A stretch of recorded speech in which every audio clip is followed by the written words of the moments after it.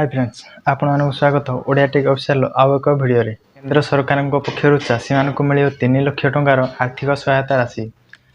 तो फ्रेंड्स यही राशिटी को केमिति आवेदन करेंगे के माने पाइबे केते टंका इंटरेस्ट रहिबो एवं केते टंका सब्सिडी रहिबो फुल डिटेल्स रे एही वीडियो माध्यम रे कहबी। सेथिबाई वीडियोटी बिना स्किप रे शेष पर्यंत देखंतु। वीडियोटी भल लागले लाइक टिए दे देबे। चैनल को नुआ आसथिले चैनल को सब्सक्राइब करी पाखर दिया बेल आइकन प्रेस करी ऑल नोटिफिकेशन कर दियंतु। फ्रेंड्स कृषकों को आर्थिक समस्या को दूर करने ପାଇଁ विभिन्न समस्या चालू रहता बेले वर्तमान यह उपहार आनी केंद्र सरकार।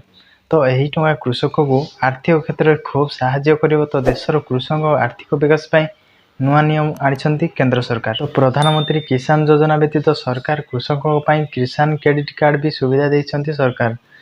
यह द्वारा कृषकों को लक्ष लक्ष टंकार फायदा मिल पार। से पीएम किसान योजनार समस्त हिताधिकारी चाषी यही किसान क्रेडिट कार्ड अप्लाई करने आदेश देइछन्ती सरकार। तो फ्रेंड्स जो चाषी भाई मानकर किसान क्रेडिट कार्ड थिबो यही योजना से पाई पारिबे। तो देशर सबुठु कम सुध थिबा यही योजनार जरिया कृषक मानक आर्थिक सहायता मिलता है।